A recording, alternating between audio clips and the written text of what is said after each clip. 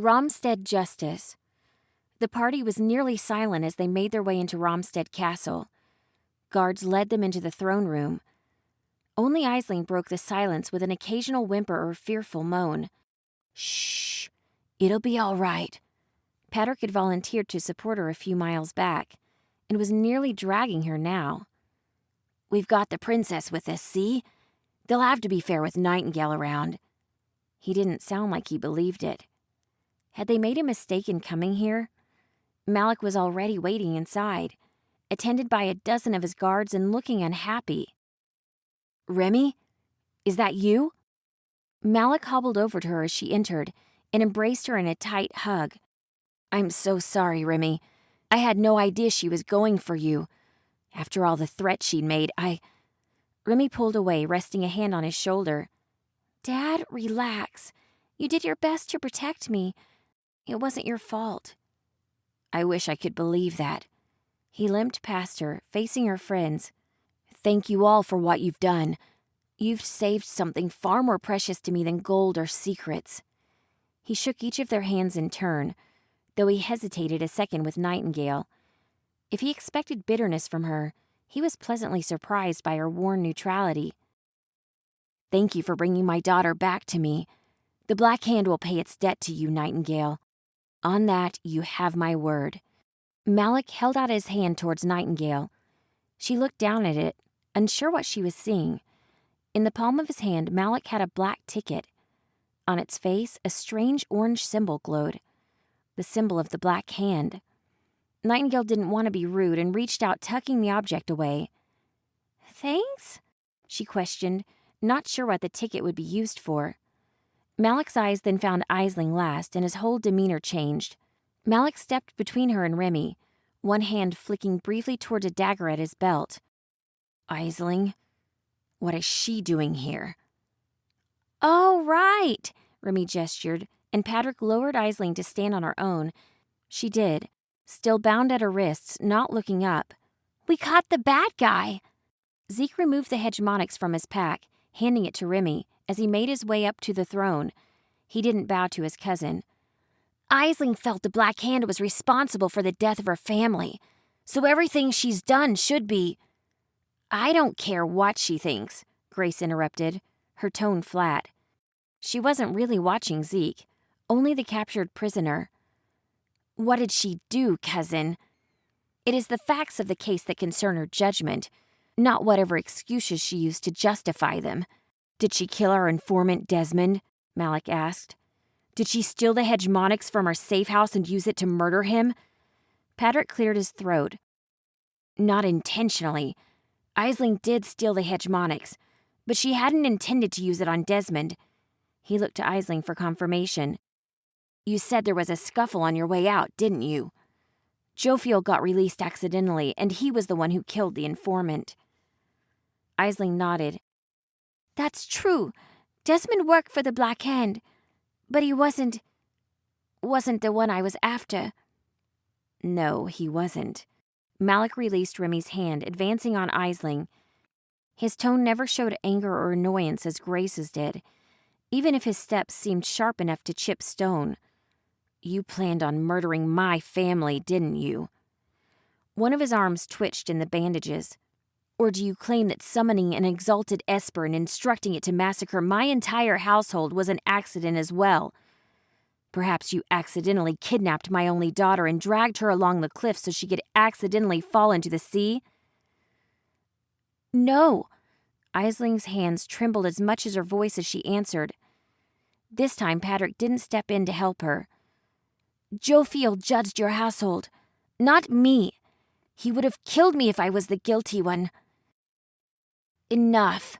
Grace waved a hand, and Malik withdrew a few steps. "We have almost all we need for judgment. Cousin, do you think she would have turned the artifact on me next if her attack on Malik's home had been successful?" Zeke shuffled uncomfortably, but eventually nodded. "Aisling has a fairly low opinion of you, Grace, but I've only been here a few days and I can already—" Grace rose from her throne, speaking over him. "So we can add treason and sedition to your list of charges, Aisling. Theft, kidnapping, murder, and treason.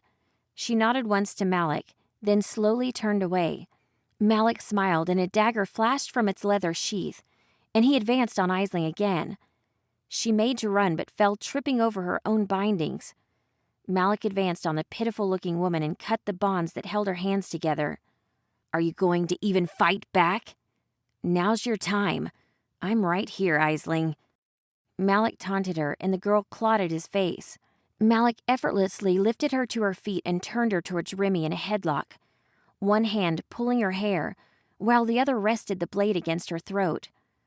Remy gasped, frozen in sudden shock. They planned this. They were never going to let her live if we brought them back. "Dad, stop!" "Don't!" Remy pleaded. Patrick lunged forward towards Malik, fumbling for his weapon as he went. 2 black-hand guards reached him first, knocking him to the ground. The other took a club to the back of his head. Patrick dropped to his hands and knees, mouth opening and closing in a delirious gasp. "No!" Malik leaned in close and whispered into Aisling's ear, but made sure it was loud enough that Remy could hear. "No one threatens my family." Flesh gave easily under a single swift stroke, and he opened her neck in a shower of red. Malik made sure to hold her until Aisling stopped moving. Remy couldn't watch, though she was forced to hear Aisling's last gurgling gasps and the blood as it spattered on stone. In a few seconds, it was over. "You bastard!" Remy didn't think, she just acted, lunging forward at her father. She didn't even draw a weapon. Instead, she just made to beat at him with her fists, wings flapping furiously about behind her and lifting her a few inches off the ground. "You call that a goddamn trial? She didn't deserve that." She never reached him.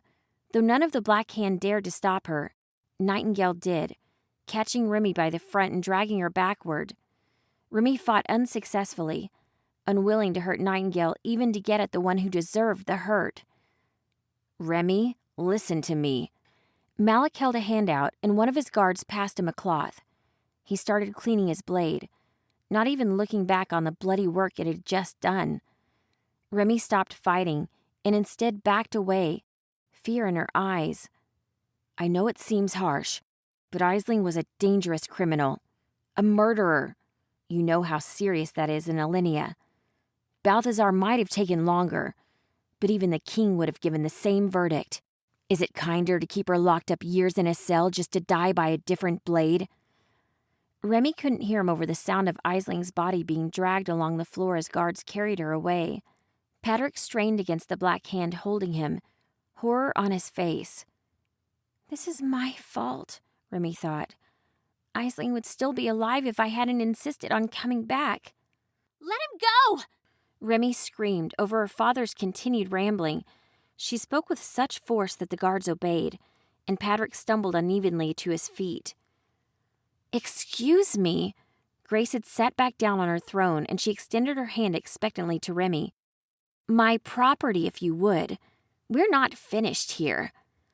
Remy turned her back on Grace Jeong, confused. Then she realized that the Duchess was speaking of the hegemonic she was still holding. "No! None of you should have this. We're leaving." Remy called very loudly towards her friends. "You already took everything we're willing to give." Remy backed away, daring any of the guards to stop her. They didn't. Grace shouted after her, but Malik held a hand up. "Leave it. Let her go." Grace reluctantly sat down and scowled in their direction as they left.